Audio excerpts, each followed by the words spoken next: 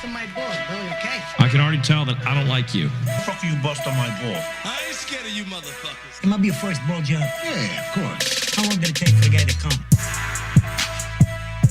What's up, everybody? Welcome to another episode of Bustin' Balls. I'm your host, Eric Pennell. OW20 is my squirt. I do man shit, and it's 100% wide open podcast. How's everybody doing out there, man, huh? How's everybody doing? Let me flip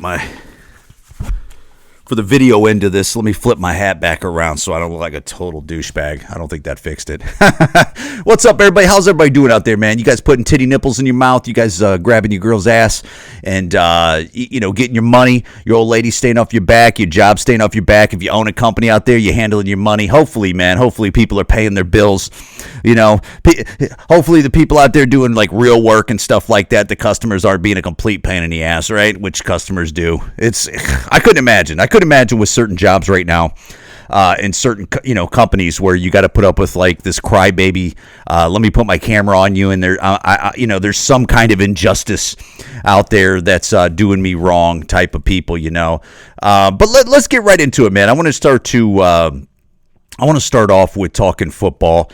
Why would I not? I want to talk about how. Well, let me talk about the shit that I want to talk about, and then I'll get to other teams. I'm a Cleveland Browns fan.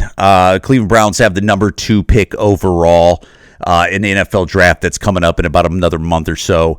And, dude, lately, all they're talking about is how Cleveland most likely is going to get, I don't even know if I say his name right, Shedeur Sanders, Deion Sanders' kid. And, dude, when you listen to the experts, they don't even say Shedeur Sanders is a number 1, like first round pick. Like they're not even talking, but since he's one of the best available, then he goes in the first round. And I get that. I understand the math of that when you're like, hey, we need this position. Normally we wouldn't take this dude, but we're going to take him as soon as possible. And that's going to be in the first round. But I just don't know why the number 2 pick overall would be the place to take him. It's like either trade back. It's just like Tennessee that has the number 1 pick overall.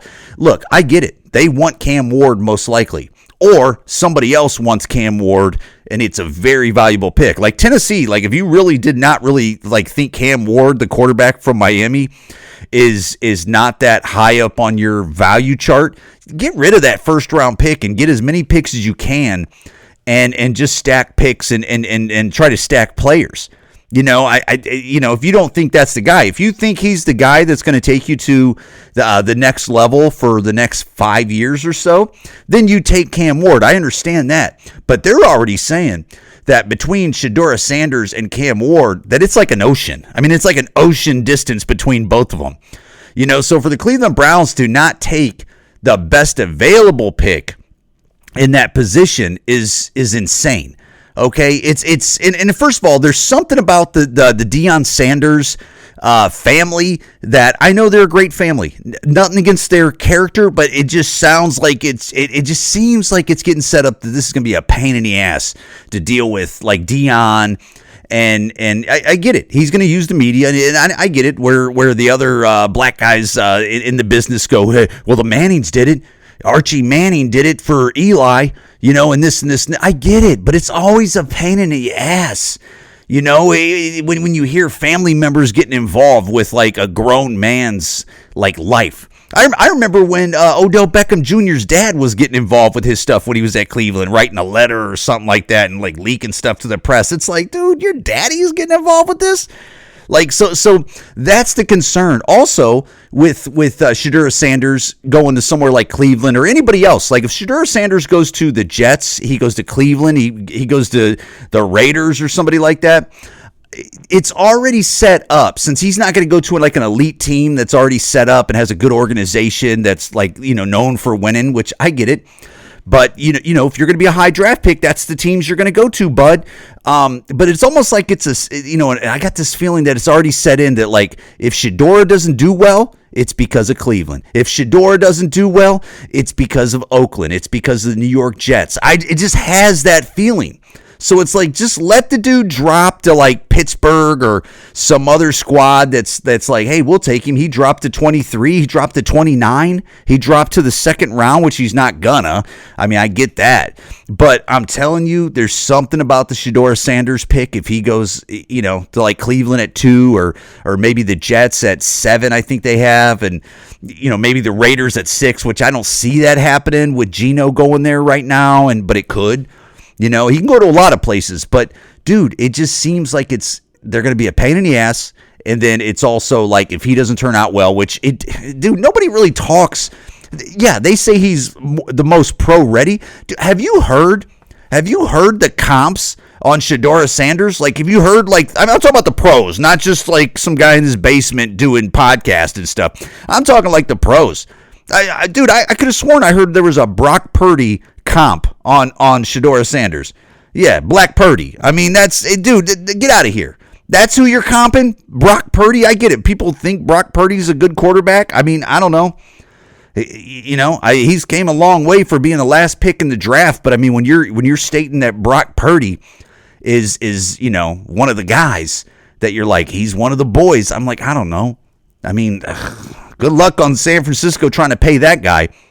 Dude, there's word out there that Brock Purdy, and unless when this podcast drops, or maybe I missed the news up until this point, there's word out there that they've offered Brock Purdy $45 million, and he ain't taking it. And it's like, you ain't taking $45 million? How much money does Brock Purdy really think he's worth?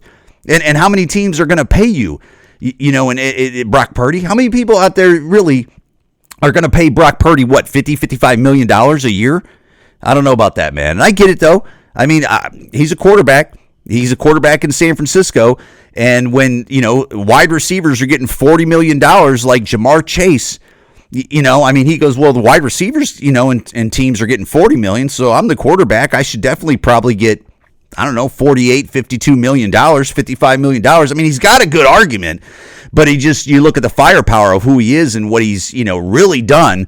Besides not just look like a bum or something like that, because he was the last pick in the draft, And dude, I tell you what, I'm all over the place, but I'm just saying, that Cincinnati deal that Cincinnati did, where they paid both their receivers all that money, and they got Joe Burrow, now they got these 2 wide receivers, and now they're getting rid of Hendrickson or whatever his name is, the sack leader that they had on that team, and they said, you can look for trades if you want, man. If you want to go somewhere. Dude, that defense was already Rudy Poo, and they're putting all that money into. I don't know, man. I tell you what, I would like to be a GM of some of these teams. I'd get rid of.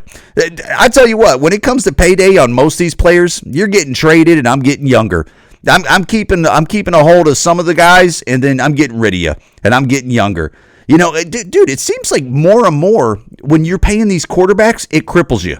Like that, I think that's why San Francisco's getting rid of all their players. I don't know if it's just because they're old. I mean, that's why San Francisco got rid of Debo. I'm sure they're trying to get money off it. San Francisco got rid of a bunch of dudes. Did they get rid of some defensive player named Ward? They got rid of a bunch of players.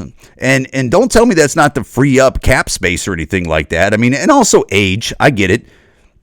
And also fit, but dude, if I was a GM, I think I'd be, once these guys start to pipe up, and especially if they're a little bit pain in the butt, it's like, look, you're talented, you're going to wherever I want to send you, and I'm going to get as much for you as possible, and I'm going to get somebody in here younger, and I'm going to get somebody in here that's going to cost me less money, and that's just the name of the game. And I get it. You pay your quarterbacks, maybe.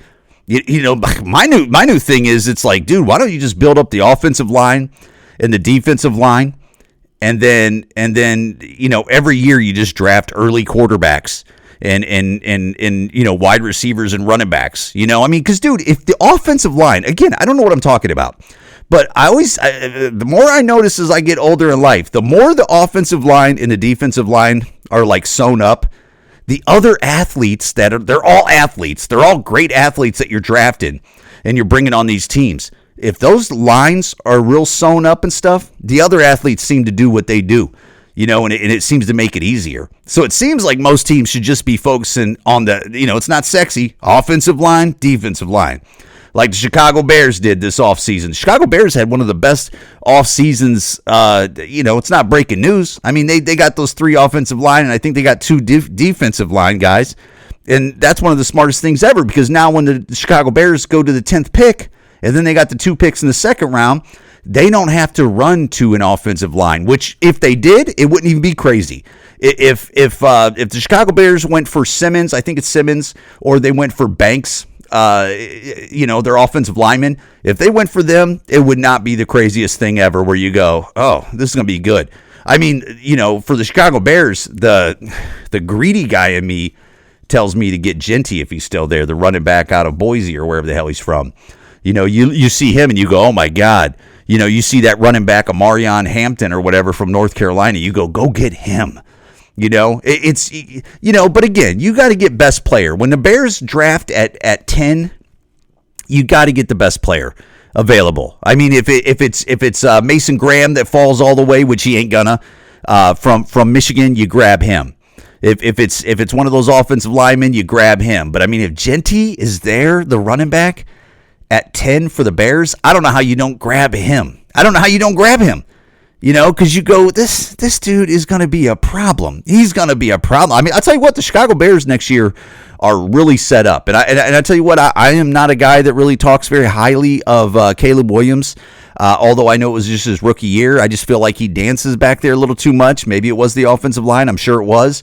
But this year, I hope old boy doesn't have too many excuses, because he's already got his rookie year out of it. And if he can't, turn the page on his career, dude, I'm telling you, if I was the Bears, this is the year for you, bud.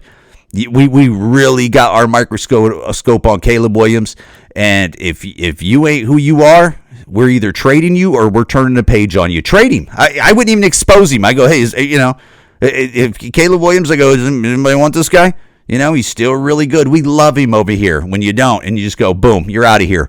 I know that sounds ridiculous because quarterbacks are hard to find, but I'm just telling you, if he ain't getting it done, I mean, dude, last year, Caleb Williams was the first pick overall.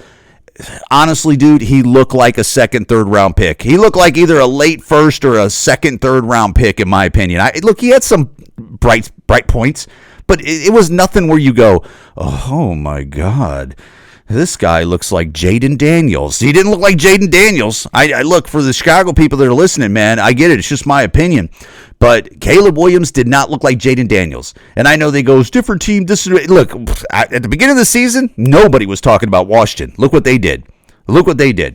Okay? And I get it. The Bears are the Bears. Washington's Washington. But when you're comparing quarterback to quarterback, under certain circumstances, Jaden Daniels rose it up and leveled up and raised the bar of his team and his game. He rose to the occasion, and Caleb, not so much. A lot of freaking dancing back there. But this year, I have high hopes for him. I really do. I think the guy is set up just like last year. People were saying, man, this guy's set up for success. He has a lot of weapons, but the offensive line stunk. I get it. This year, the Chicago Bears addressed the offensive line. And I'm sure they're going to possibly address more of the offensive line in the draft, and they're going to give you some weapons. There's a lot of running backs in this draft this year, and it's up to you, dude. So they're set up, man. But this draft is coming faster. Dude, all I'm watching is like freaking videos on draft after draft. And, like I said, I'm a Browns fan, so I'm watching all these damn things, and they're saying they're taking Shedora Sanders, and I'm just like, do not take this dude. Do not take this dude. Take Carter. Take Travis Hunter. I mean, at least Travis Hunter, he's the best. Dude, they said Travis Hunter he's arguably the best wide receiver in this draft. And he's also one of the best D-backs in this draft. Why would you not take a dude that can play two ways? Although he's not going to play two ways all the time. But, somebody like Travis Hunter, he's going to mainly probably play wide receiver because that pays more money.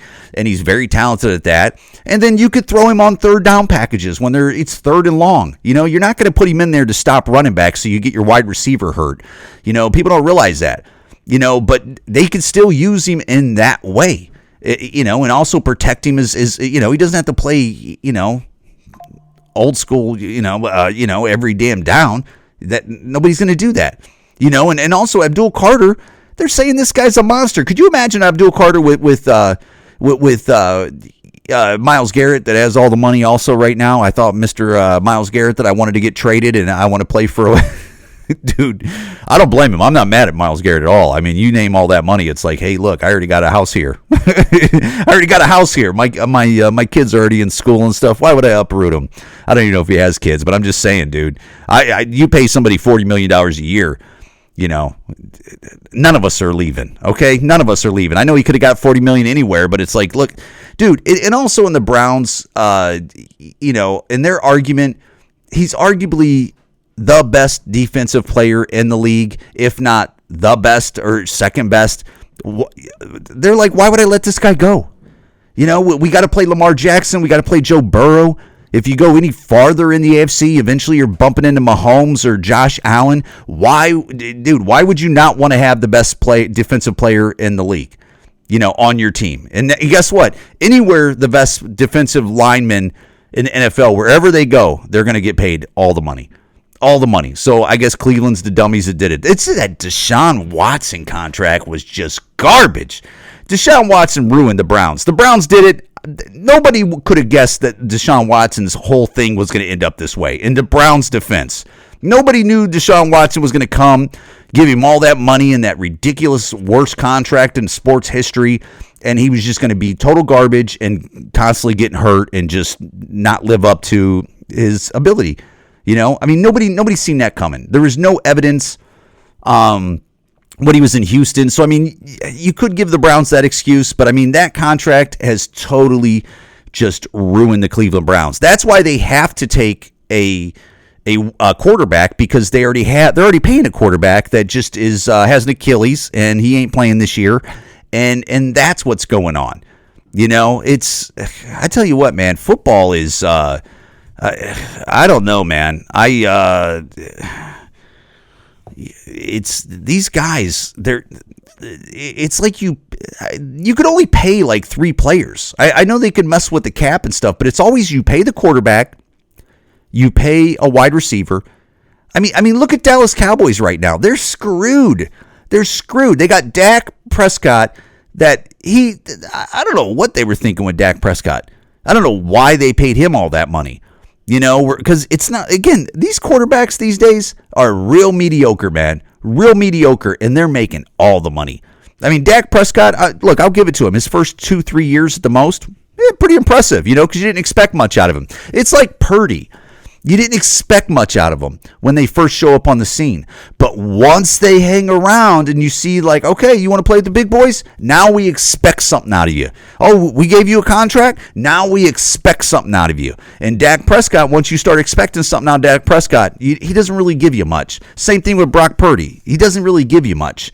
Hell, I could even say that about Joe Burrow. For years, I've always thought Joe Burrow's like a great quarterback, and I'm sure he is. But you give him all that money, look what he's done. And I know you go, well, they go, he doesn't have a defense. I don't know. I don't know. You still gave the guy all that money and you still don't win. Darnold was making dog shit money last year, and he took that team to a game or two away from, being the game. You look at teams like that. Look at Daniels. He's not making a lot of money right now, and he took Washington all the way to the game before the game. And I get it. But I just don't always think paying people the money, it always equals these days to you're going to get to the big game. I get it. Once you win the big game, of course you're going to get your money that way, where you go, you become a Mahomes and you go, hey, dog, where's the money at? Because I got you to the big game and I won it, but whatever. I'm just, whatever. Geno going to the Raiders, I think that's a good move. Pete Carroll only has a couple years. He's old as shit. And, he picked up a quarterback he's familiar with, and you had to do that, dude, oh boy, going to the Steelers. I can't believe the Steelers paid a wide receiver like that. They paid, God, what's his name? Why am I blanking on a big boy that went from Seattle to there? DK